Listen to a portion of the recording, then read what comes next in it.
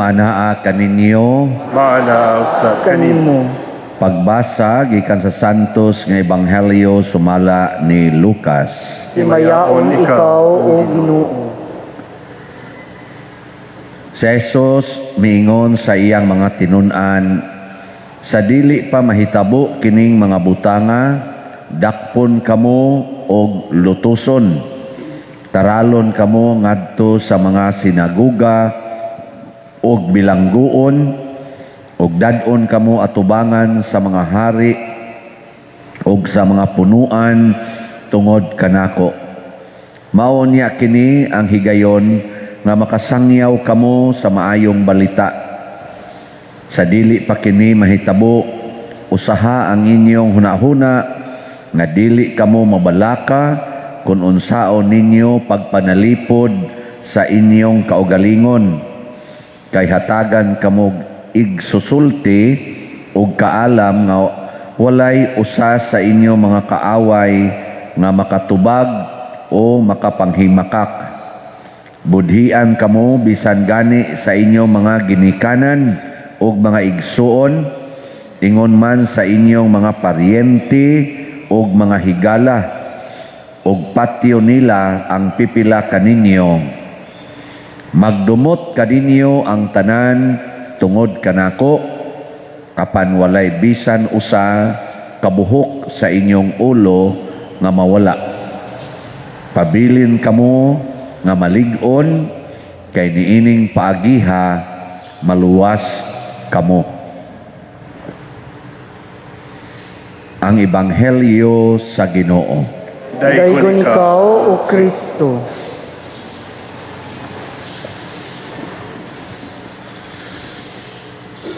Para nako sa akong dugay-dugay na nga pag-alagad isipari, mga 17 na katuig kapin, na-realize na ako nga kining kinabuhi dinhis kalibutan, ang iya ra yung pinaka-importanting gitawag nato bag fulfillment or kalampusan kon makabot ang kaluwasan. Og di gani maluwas bisag unsa pa ta dinhi ka gitawag og malipayon, prosperous, successful, kay nakabot ang tanang pangandoy na nakay house and lot, kwarta pay imo, milyonaryo na ka, napakaydaghan nga mga kaning tawag mga higala. Wa gani kaluwasan ang imong kinabuhi, pasabot dili ka makasud og langit, inig-ending, wa gyud kapuslanan. Mao na ang hari, kisingan atong hari sa unang pagbasa nga si Belsasar. Si Belsasar, anak ni siya ni Nabucodonosor, kadtong nibungkag, nilumpag sa gingharian sa mga Hudiyo o miguba sa templo, niya gikuha niya ang tanang mga bulawan nga gamit sa templo. Mga balaan to nga mga gamit, sama na mga chalice, mga baso, uban pa, iyang gikuha o man sa pagtahod sa Ginoo niya. Wagi kaluwasan niyang kinabuhi hangtod nga napasa ngadto siyang anak.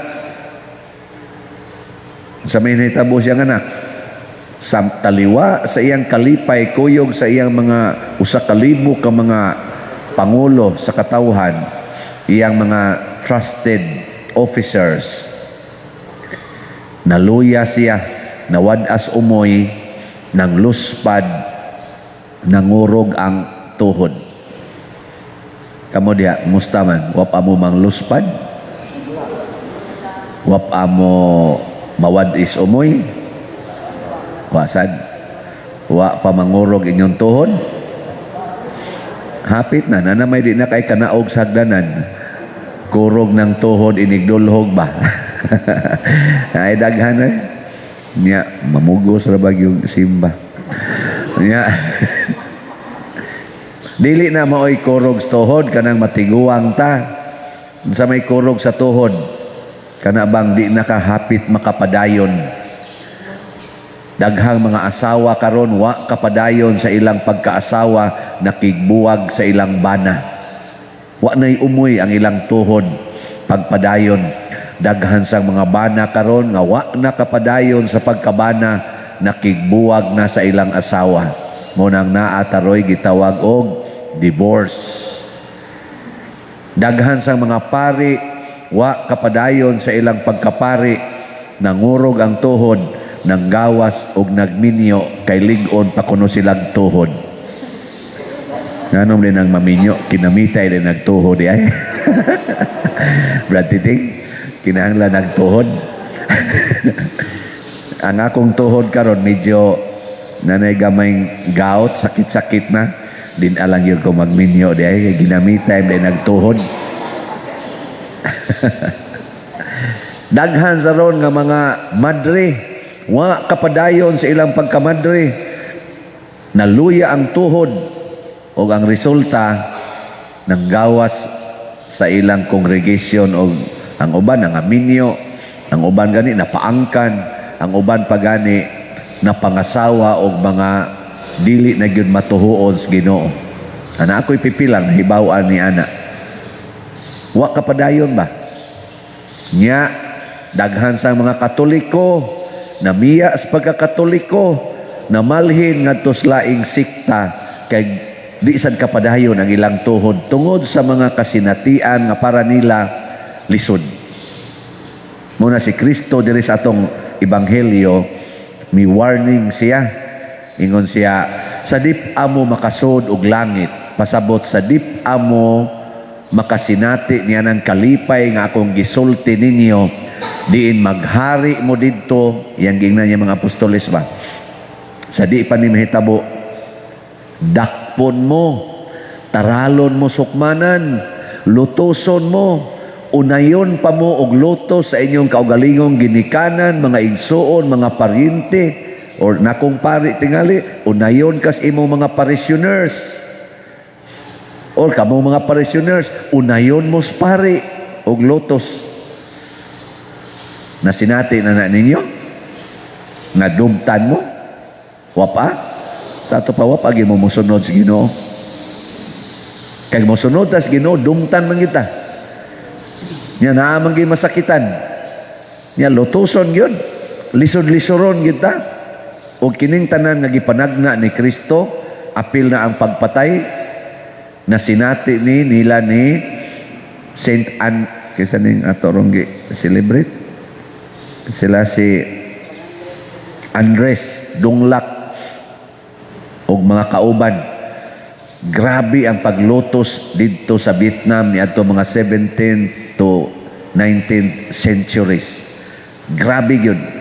Hastagod mga bata, pamatyon basta mailhan kang nituo ka Ginoo. Bisag tuan na sila sa lawom, siyuta, tuan na sila sa ilang mga hideout, gukuron yun sila sa mga hari, ipapatay yun. Yagi pang priso, hundreds of thousands of them. Grabe kayo, no? Nabit ako'y classmate nga duha ka pare, Vietnamese, dito ko sa UST. Ang usa na bilong sa gitawag og free church or patriotic, kanabang gi-recognize sa gobyerno. Kay hatod karon giihap man sila dito sa Vietnam. Ang musod sa seminaryo, pila ka gilimitan sila, pila ka bukpare, pila ka bukmadre, nya wagan ni kam appeal sa ihap, nya napari ka nya mo practice ka dito, i-reject ka, di na hinon patyon, or di na kaka-practice. Muna ang usa na bilong sa free church, ang usa na bilong sa underground church, ang ilang tawag. Pila to siya katuig, murag 15 katuig sa prisuhan. Dito siya sa prisuhan, isip pare. O isip deacon ba to siya ato, nalimot na ko.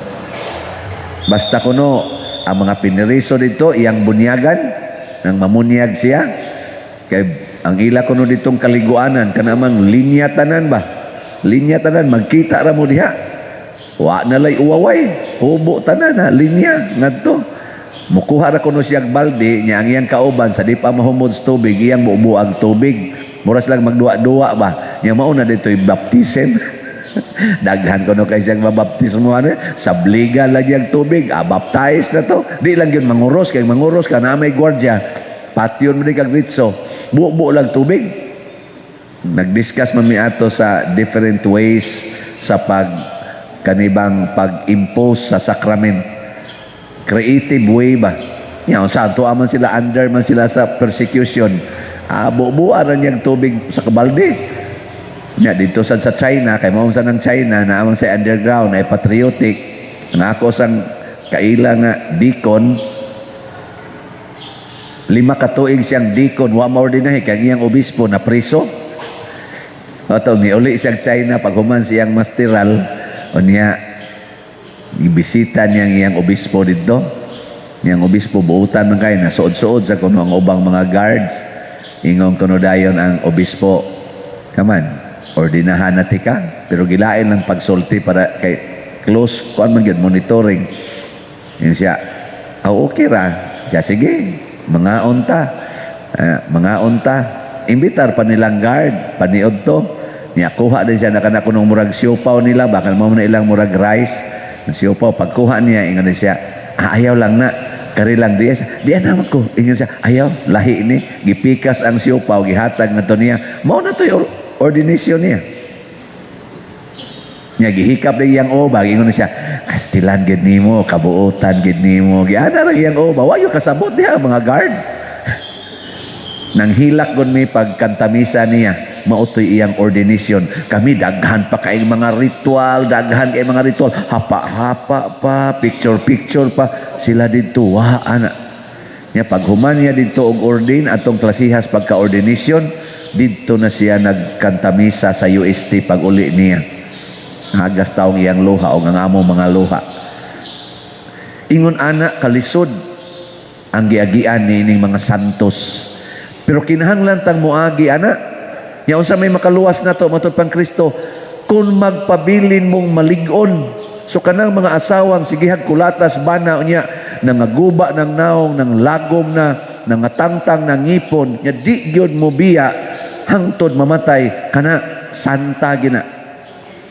Ganang bana nga sigihag tintal sa silingan niya ang asawa, sigig pangyaw-yaw, siging yaw-yaw, niya luod na kaignaong ang asawa, pero ang bana bisag perti na yung kapuyag atubang, iya ra yung atubangon, higugmaon, di gid siya mo pada atong silingan, kana patay ginang banaha.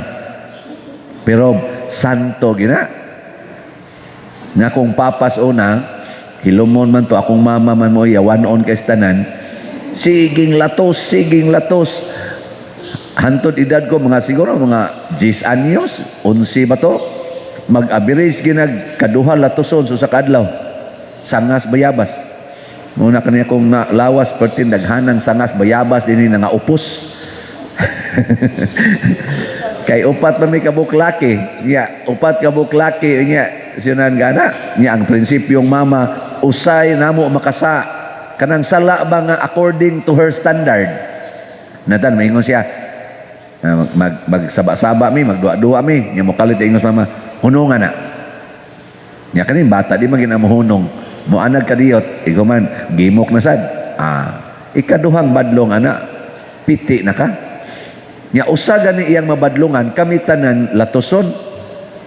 Nya kisa na kay dili makasaan ang upat. Mao na piti-piti gimis latos. Nya maatlan si Papa usahay nga naas balay, gamay ra man kay imong balay, murag kanira man tingali kani ngari mo ni among salog. Nya pun-ani nga tugos amo na nay among salog didto. Nya anha mi paludhon anang kilid Papa di asa galingkod spikas, inighuyad pa lang mama sa latos, igo na si Papa.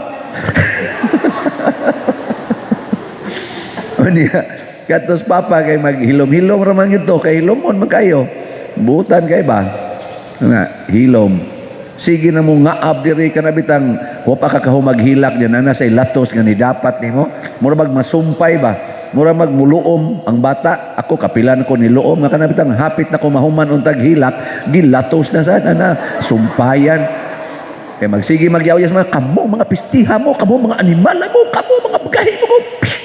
Piti na nya hilak. Wa pa gi piti na sad. Masumpay antod ang mura nang mutikuka ba? Nya si Papa di na kay siya kapugong maminaw namo nga murag lisod na may ginhawa kay siging balik-balik og latos mo tingog tog hinay moingon ito siya nang undangin na naglatos sa mga bata kay mamatay unya nas imong latos perti natong hago para pagpakaon ana nya imo lang patyos latos si mama perting isuga moingon is mama unsa man kadiyang animala ka ikay mo palit so si papa dai mo latos dito piti las papas latos pastilan lagi si papa di gyud mo sukol yara yung tukod-tukuras mama gamayan kay mama papa piti dako mama pumreg height na kos papa ya baskulado gutog lawas kay trabahante gutog yuta umma ipatilig unag lawas ako gudtong galuhod bagsigi kog ampo Ginoo intawon pasukula intaws papa pasukula intawon nako kay kanis papa musuko lang ni ron ilambuyog nis mama lapos kinis bungbong namo amo sang saksa nga bungbong nga hirig na nako kani lapos man gyud ba pero papa di gyud musukol di gyud grabe gyud niya kalabs mama na papa langit gitu ito amo kasi nakapapari na ko mama baka o si papa baka ako kibaw mao na ako lang ning gisgutan ba kay naay mga tao sa atong kinabuhi nga nagpakita og pag-antos ako wa pa ko antusi sa ako mga ginikanan sa lain-laing paagi og sa mga taong nagtudlo nako about sa atong pagtuo labi na akong iyaan nini Dulce ako gining spesyalog sulti manghod ni mama nga buhi pa man aron murag 85 86 na ba edad na nang mao gi gatudlo nako about sa atong doktrina siya akong katikis dito sa bukid og mao gi akong gipasanginlan nganong nasuod ko sa simbahan og nag-alagad sa simbahan mubo ra kani siya grado amo grade 4 kaabot ba ni grade 6 akong iyaan ang mama noon klaro kayo wa ka mag grade 1 graduate dayon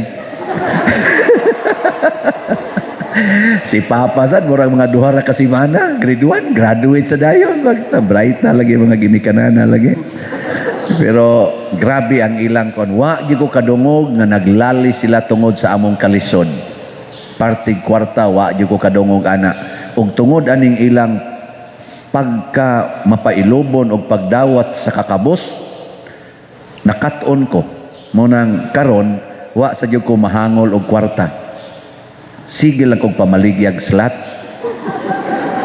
pero para ni sa atong katilingban di jud ko mahangol og kwarta wa jud ko maproblema og kwarta bisag katong na breadwinner ko sa among pamilya 1988 regular na ko sa land bank pagka 1989 na paralyze akong papa ako na breadwinner pagka 1992 akong maguwang na paralyze ako'y nag-atima nilang tanan wa jud ko maproblema ana usahay wa na ko'y pamliti ana di long sleeve ko moadto sa akong opisina di korbata pa ko didto executive kay now wa na day pamliti padung uli to apay among bugasan nga nagkagulkol na wa nay sod nyas mama mo manugon pag ako ang tambal ni papa nimo ha wa nay pamliti wa nay bugas wa nay palit tambal pero relax na gyud kay ko muna hantod karon mao na akong gigamit relax ra gyud muna sa akong ka-relax daghan kayong muhatag karon lang gani ang atong gikinahanglan nga siguro mga gikinahanglan tag mga 400 or mga 500,000 para sa akong birthday o sa atong ipanghatag nga bugas oy na natin nadawat nga mga pila na katong donation ug ako yung totalon og sa kuan kanibang sa financial nga kuan ba sa kwarta abot na nigdol-dool na mga 600,000 ang donasyon di wa na luwas na hatag ng bugas karon kakaon sa tingay taro gamay ana di ra ko maproblema ana nya ngato sang slot karon bisag hinay-hinay ra ni pero nahalina nabiyata as of yesterday og 1,529 ka slots di ba daghan na ka sige manindog na ta pagampo sa katawhan mga igsuon pamation sa Dios kadtong nagsangpit kaniya uban sa pag-antos nga mahigugmaon busa modangop kita kaniya pinaagi kanila ni San Andres o mga kauban, moingon kita, Ginoo, pamatia kami. Ginoo, pamatia kami. Nga ang mga katawhan kanunay nga mudangop sa simbahan sa panahon sa ilang kalipay ug kalisdanan, magampo kita sa Ginoo. Ginoo, pamatia kami. Nga ang mga kadagkuan sa atong nasud kanunay magtan-aw ug magpugi sa pagtabang sa mga kabus ug mga linupigan, magampo kita sa Ginoo. Ginoo, pamatia kami. Nga alang ni adtong nag-antos sa nagalaing-laing matang sa sakit, nga makabato na sila og hingpit nga kaayuhan ug kahupayan diha ni Kristo, magampo kita sa Ginoo. Ginoo, pamatia kami. Nga ang mga nag-alagad sa mga masakiton, uban sa hutong sa ketilingban, makabaton kanunay og grasya sa paglahutay, ug nga mapanalipdan sila, magampo kita sa Ginoo. Ginoo, pamatia kami. Nga sa atong pagsaulog sa 500 years of Christianity, magmalampuson unta ang tanang mga kalihukan, ilabi na sa mga parokya, ug atong mapalawman ang atong pagtuo ug paglaom, isip mga binunyagan, magampo kita sa Ginoo. Ginoo, pamatia kami. Nga ang sulugoon sa Dios, Teofilo Kamumot, obispo, mabayaw na sa kadungganan sa altar, magampo kita sa Ginoo. Ginoo, pamatia kami. Alang sa mga proyekto dinhi sa atong simbahan, nga pinaagi sa pangama ug paggiya ni San Vicente Ferrer, magmalampuson ug mahuman unta, sumala sa atong mga giplano ug gipangandoy, magampo kita sa Ginoo. Ginoo, pamatia kami.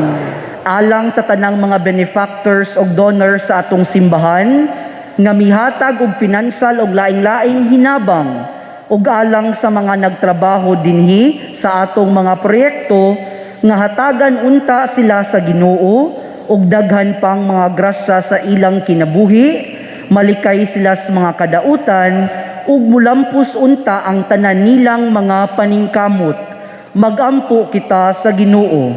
Ginoo, pamatia kami. Nga kadtong mga nahiuna kanato, makadangat na sa kalipay uban sa mga santos, magampo kita sa Ginoo. Ginoo, pamatia kami. Langit nung Amahan, dawata ang among pagampo ug himua nga sa kanunay madawat namo ang among gipangamuyo diha sa pangama nila ni San Andres o mga kauban, pinaagi ni Kristo nga among Ginoo. Amen.